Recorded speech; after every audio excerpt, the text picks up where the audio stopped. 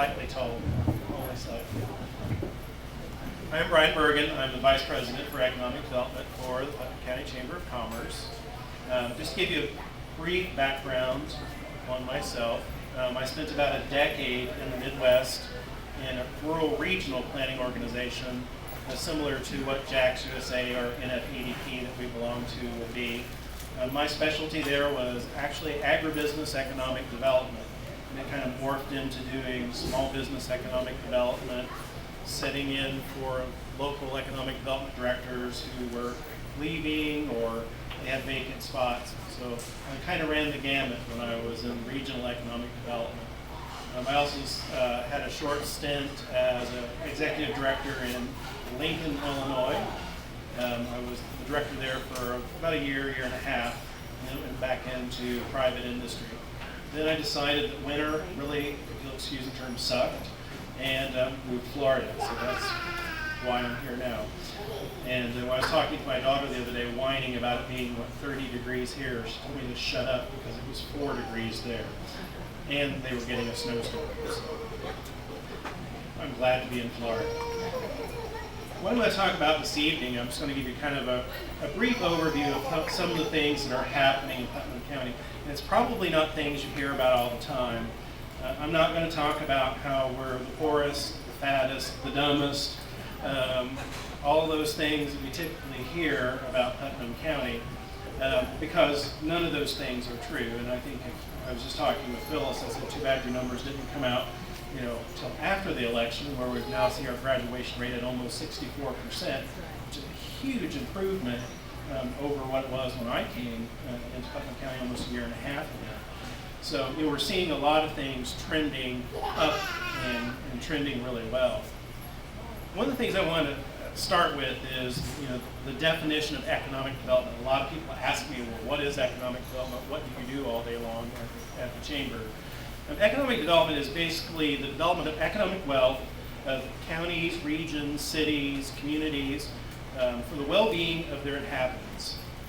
From policy perspective, from economic development perspective, it can be defined as efforts to seek and improve the economic well-being, quality of life for a community by creating and retaining jobs and supporting or growing incomes in the tax base. Those last three things are probably the most important things that economic development do. Retention is a huge part of my job, making sure the companies here are being successful, able to grow, able to hire employees, getting the things that they need to do business and make money. Growing the tax base obviously is very important as well. Our government and we all rely on the services they do. If we don't grow businesses who pay a lion's share of our taxes into the county, then we're not going to be successful as a county. And also income. Income is one of the challenges that Putnam County has if you actually look at the numbers. And it was odd today, I had a call from Bloomberg News talking about unemployment numbers and what they really mean. And we were talking about income figures as well. I said, well, if you look at the numbers in Putnam County, our income figures really aren't true. Half of our population is 65 and older, or 18 and younger. So we have a lot of retirees. Typically, retiree income is lower than wage earning income. And then we have on the other end of the scale companies like Georgia Pacific who entirely skew our wage as far as manufacturing go, because their wages are higher than typical new manufacturers coming in. And a lot of those people don't live in the county, so we can't count their wages. So when you're looking at numbers, always look behind the numbers, I guess is my message here, to see what actually is behind them. I'm going to start with some of the investments that have happened over the almost 18 months that I've been here. And some of them are obvious, and probably some of them are not. As most of you know, right across the street over here, we have a new 69-room hotel that was built last year. Flowers Baking added a new warehouse. I don't know if you drive up and down Palm Avenue. They've hired 2 or 3 more people. They're distributing more throughout the region, so they had to build a new building to actually do that. St. John's Dental on St. John's Avenue built a new building this year. Renovations continue on the 100 block over here. Vintage Care renovated a building, hired 80 new employees for an extended care facility. True Trust, that's on 207, actually was going to leave Putnam County. When we worked with them, they found a spot in Crescent City, and they're in Crescent City now, overcame some of the obstacles that they had with that site. And I think they've hired about 30 new people, and I found out the other day they're actually not leaving the 207 site either, because their business is expanding so rapidly they need those sites. So I thought that was really good news to hear from them. Forterra, if you are familiar with Hanson Pipe, they are back open now. They've added about, I think, 40 jobs is what they're up to now out at their facility. They are up and running. They put new equipment in. Sunbelt, which distributes or leases equipment, reopened their store in Putnam County, hired about 5 new people. GP last year invested over $100 million in our plant. And we're actually hoping to see millions more coming our way as they continue to modernize the plant. And we're hoping that Georgia Pacific sees the value of us wanting them, what we're investing to keep the plant here, and things we're doing. And as Phyllis knows, we've been working on workforce issues to make sure that they have the workforce they need, because they have about half their workforce going to retire in the next 5 years. That is a huge challenge for me, making sure that they have the people they need that can actually fill those jobs. So it's a huge retention project as far as we're concerned. Probably most of you saw that Florida Power and Light has committed to building 2 solar farms in Putnam County, one fully on in Putnam County on the Coral Farms Road project, and a third of another project will be in Putnam County and the other part in Alachua County on the county line. That's about $130 million per project, and each project will have about 200 construction workers working on those to build those over the course of a year's time.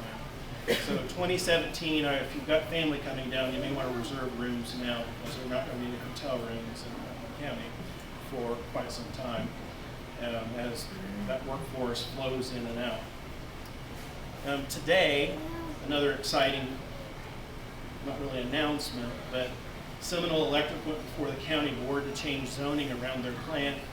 They want to add a $435 million gas plant addition to the coal facility that they currently have to modernize and bring that plant up to the new EPA standards, which may or may not change given the election, but eventually probably will change as time goes on.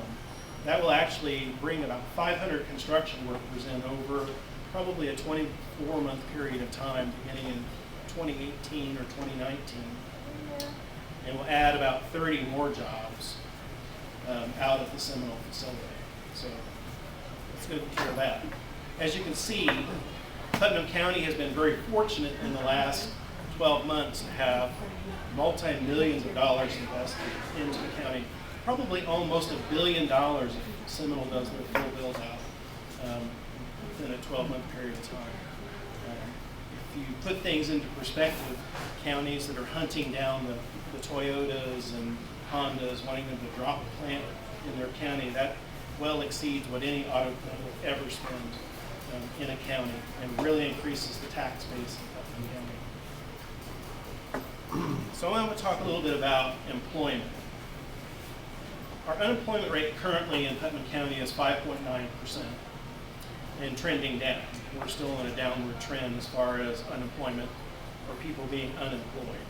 Florida, to keep that in perspective, is about 4.9%, and the U.S. is 4.7%. I saw a news report the other day saying that the United States now is at full employment. Statistically, in economic development, you consider 5% full employment. Whether that's true or not, I don't really know, because there's still probably 5% out there that are still looking for a job. But typically, really what that means is those people are willing to work or actively looking for work. It doesn't mean that they're actually trying to find full employment all the time. Our workforce in this county is about 27.4. That's about what our full workforce is. So that means we have about 1,700 people unemployed in the county currently. What's really a little bit crazy is if you do go into Employ Florida, which is CareerSource's site for jobs that are listed, do a 10-mile search of the city of Palatka, there are 532 open jobs in the system that aren't being filled currently. If you expand that to 25 miles, there's over 700, almost 800 jobs that are not filled. If we just filled the 500 jobs with our unemployed, our rate would be 4.2%. And there's everything in there from scientists, engineers, operators, to service jobs. I mean, it's not just your minimum wage jobs that are listed in that system. And I don't think a lot of people realize how many open jobs we have in the county. And a lot of times they hear, oh, we need jobs, we need jobs. I need people. I need trained people to fill the jobs that we currently have. I don't need more jobs at the moment. Once we get to that point, then we'll worry about finding other people jobs. But I don't think that, like I said, a lot of people realize what's out there and what's open because a lot of people aren't really looking for those kind of things. What that tells me, too, is with those 1,700 people versus those 500 jobs, is we probably have a skills gap. There's a reason that those people aren't filling those jobs. Either they don't have the math skills, as a lot of our employers are telling us. They can't do simple things like show up for work on time. They can't pass a drug or a criminal background check, which is a huge problem in rural America in general. The Bloomberg report is asking me about the heroin problem that we have here, and I'm like, well, we haven't really experienced that yet. That's more a problem y'all have up north. I said, fortunately, it hasn't really come to Florida yet. But, we do have our own set of issues. And I hope we do get to avoid that problem. But, as we go down the road, I think we're going to have to address, those issues, listen to what employers have to say, work with, the school systems and colleges that we have, and come together and figure out a way that we can fill the jobs that we have open to make sure we keep the employers and the businesses that we have. I'm going to open up the floor for questions now. I know I didn't really talk a lot about projects and the methodology, but I wanted to give you a snapshot of what the county actually looks like from an economic standpoint.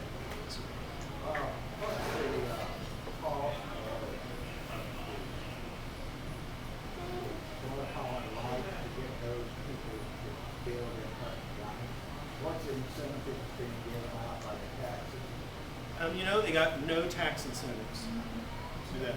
As the county, we offered them nothing. They'll be paying us the full tax bill, whatever that turns out to be. The only incentive that there might be for electric utilities to put solar in is a tax break from the state. But I don't think that legislation is going to go through on actual power companies. I think that only is going to be effective on homeowners. Yeah, they got absolutely nothing. What was the name of that site that has the job listed on it? Employ Florida. EmployFlorida.com.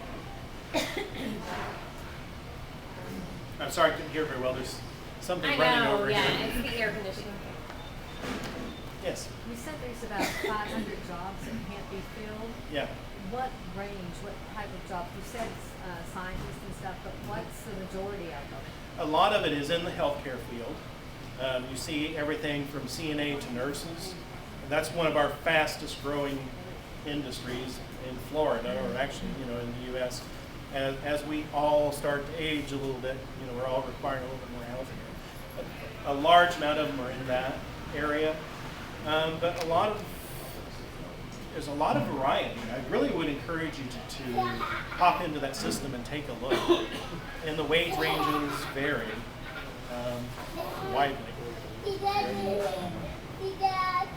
Brian, I love your optimism. I just love the way you want this to be the greatest place for everybody to live. And I moved here 10 years ago, hoping for it to become the greatest place for everyone to live. So I have a 17-year-old daughter that's graduating high school.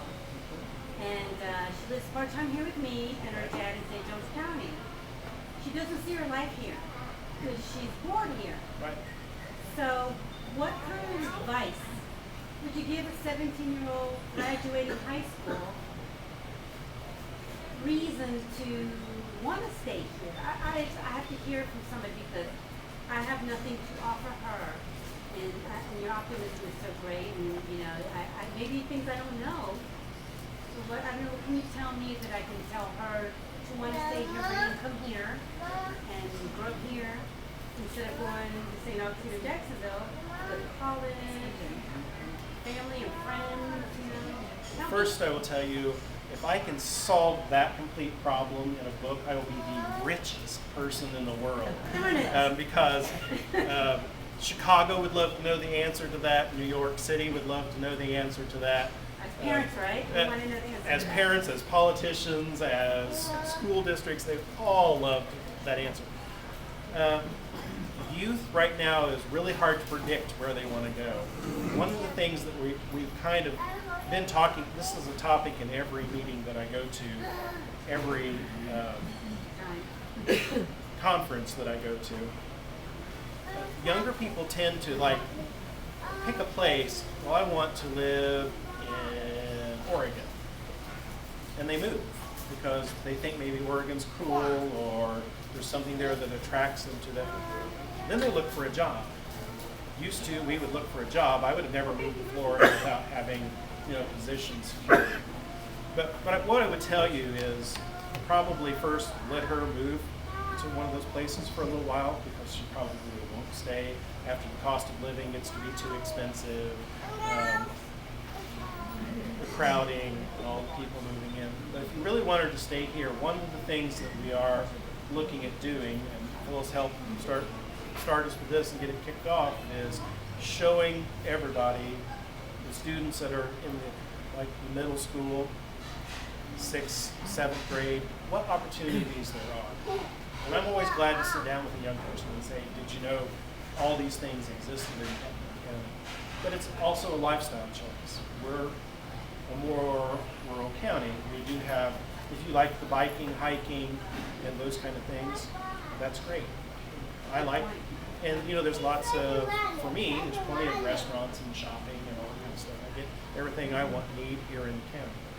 But, I think that it is a hard question to answer. All we can do is show them the options we have. You would never have to leave Putnam County if you chose to. You can go to high school here, you can get a college education here, you can get a job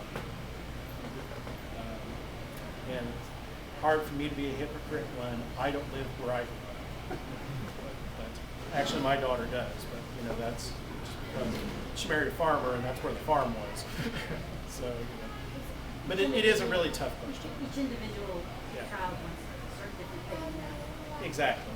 It is really tough. That's a good point. What's the population growth? Currently, the population growth, I think, it actually shrank a little bit right around the dip of the recession, and it hasn't really changed much at all. So we're not really losing anybody, but we're really not, gaining anybody either. Our population, our average age actually in the county, believe it or not, is around 35. We're one of the younger counties in Florida. But as I said earlier, about half of our population is 65 and older or 18 and younger. So we have a big gap in population that's older or younger. How many employees are in your office, and what's your budget? We have about 5 employees in our budget, or in our office, and I have no idea what our budget is. I don't really deal with the budget. But if you want to call Dana tomorrow, I'm sure she'd be glad to answer the question. Yes, ma'am. I'm sorry, ma'am. Kmart's yeah, closing Kmart's this spring. closing, yes. Will any effort be made to recruit, say, Target or another business? I mean, Kmart is closing because Sears and so that isn't a very but not necessarily touch. We do not do recruitment on secondary jobs, but we consider retail, restaurants. We only work on recruitment or assistance on primary jobs, like manufacturing, healthcare, those sort of things. Do you have any statistics on companies that have inquired about moving here but have decided not to? What reasons they give for not moving here? No, not prior to me being here. All I have to work with is what I have had inquiry-wise. And most of those inquiries are still active. We're still deciding. We got very bogged down because of the election year. Everything just went silent. Now we'll have to see what happens after that cycle. Because a lot of the companies we're looking at are, coming from Europe, or we're looking here. And kind of back up a second. Where our leads are supposed to come from used to be Enterprise, Florida, which I think most of you saw that it got imploded by the legislature. So now the state really has no conduit for contact, for recruiting or bringing companies to look at Florida. Fortunately, we belong to Jack's USA, and almost all of our leads this year came from that organization and their trips to Europe and abroad. I probably fielded 25 inquiries this year. 2 of them are extremely active currently. In economic development, if you can hit 1%, you're pretty lucky. Because usually it's a shotgun effect when companies are looking. They're looking at 10 or 15 and narrowing them down. One of the things that we battle in recruiting companies in this county is infrastructure. We have 0 sites available for anybody just to move on to. And by that I mean cleared, ready, with water, sewer, and roads going right to it. We have none of that. We've not invested in that as a county. And it's very much a hindrance in economic development when you're trying to market. They want to be able to come in, build, and go. Incentives, believe it or not, are not the most important part of an economic development package. It's part of it. It's stuff they ask for sometimes. It helps sweeten the deal. But it's not what they're always looking at. They're looking for infrastructure and things that are ready to go. You say there's no facility or anything left to structure out like junior college. Um, There's no reason to have not. Yeah, we actually have that under contract. So, yeah, hopefully that will close in the first quarter of this year. So, I can't, not at this time. I can disclose that it's under contract. I can't tell you at this point who was in. I heard also that Staples and Pennies were going to leave. You heard anything about that? No, I've heard nothing about Staples or Pennies. I know that the mall struggles. They struggle to get tenants. Had a couple conversations with them.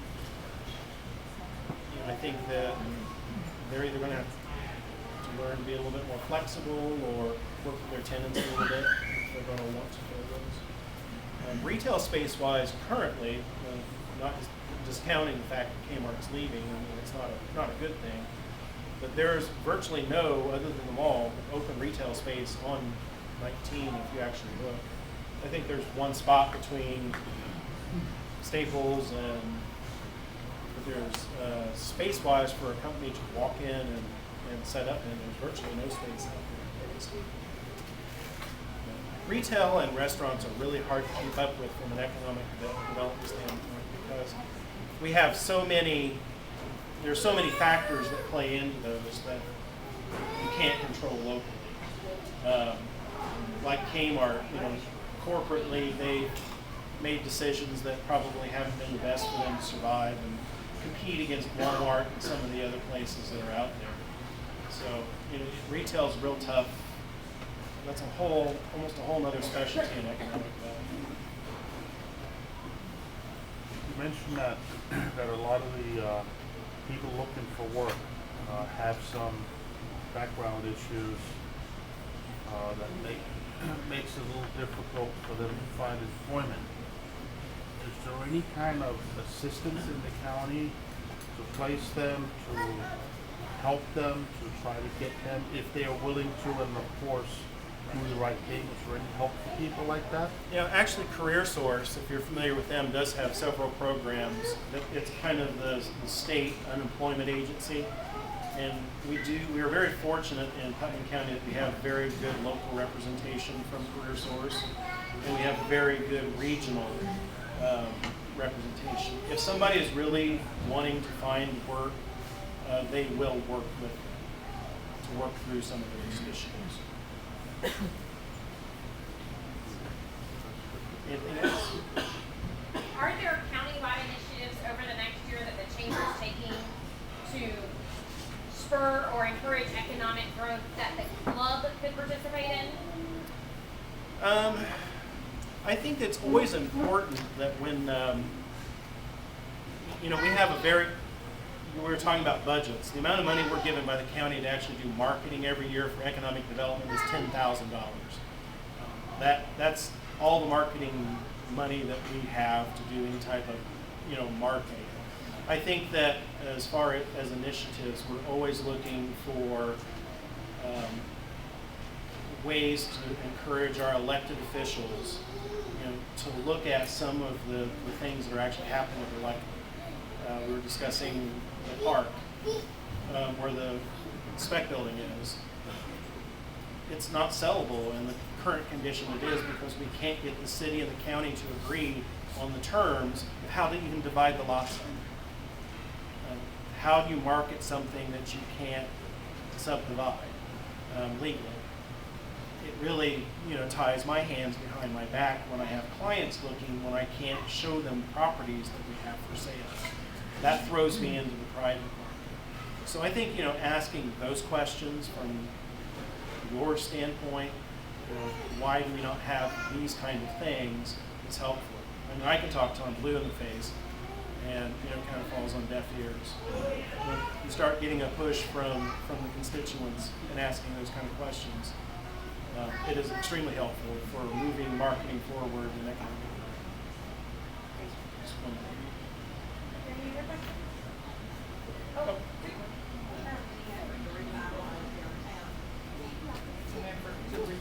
Oh, downtown?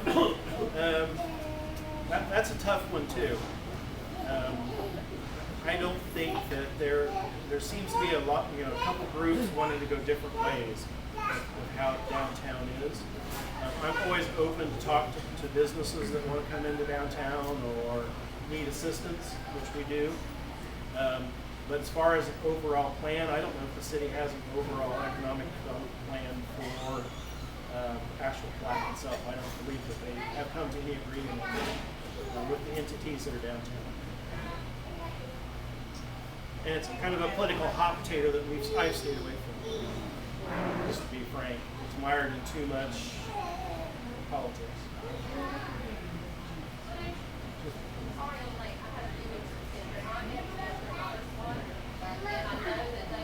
Sorry. Yes.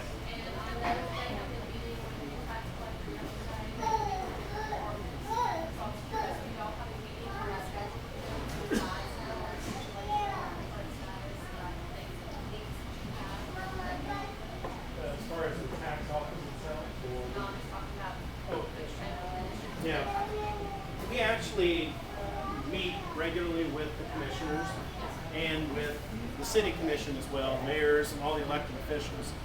So yes, we do have those conversations on an ongoing basis. We always have meetings with commissioners, with Rick Leary, with Terry, yeah. So, and they are part of our board as well.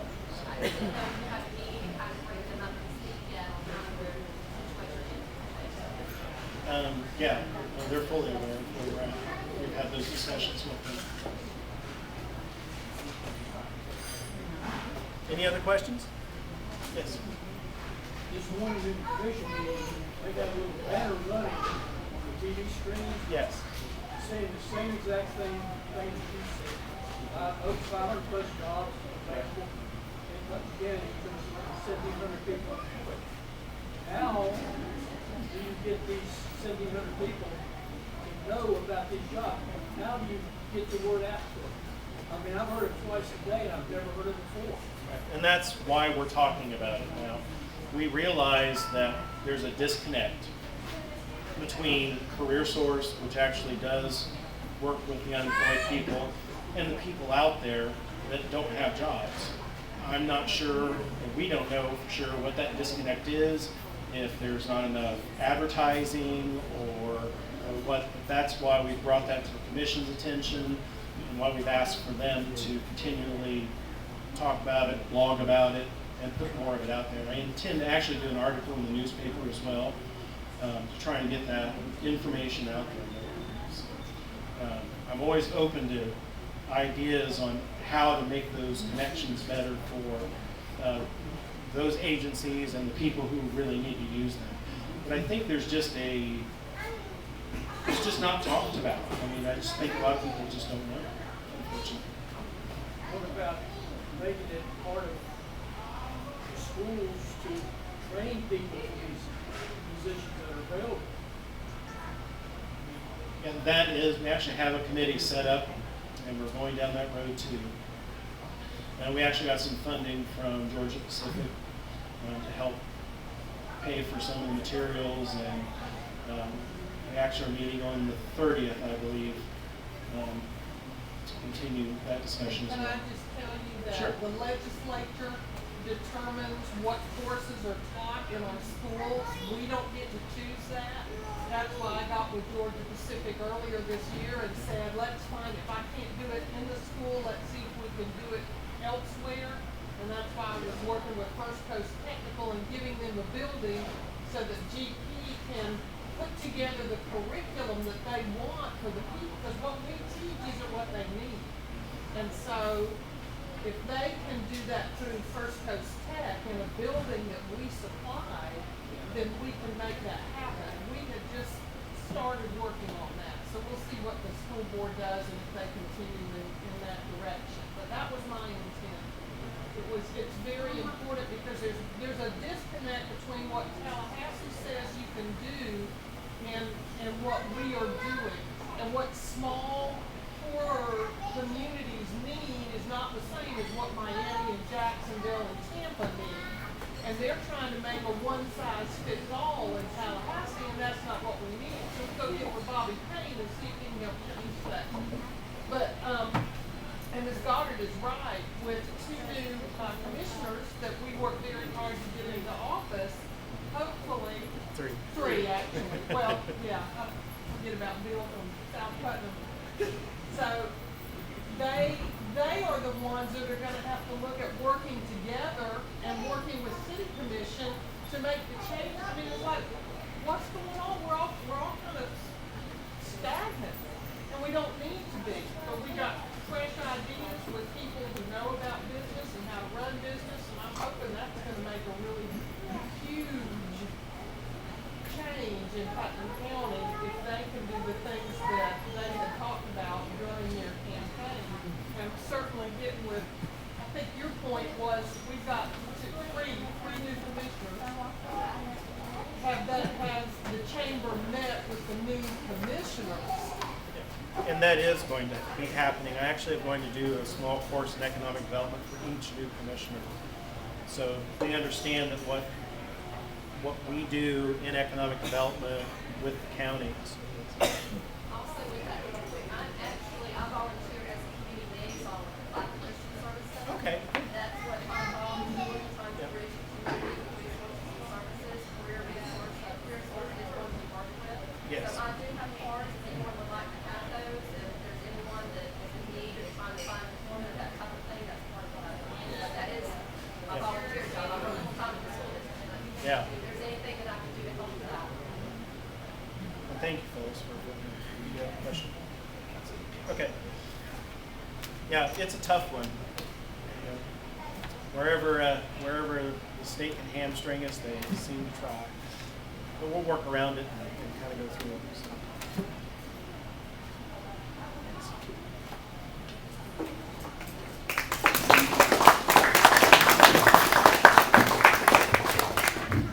Thank you, Brian. We certainly appreciate all of that.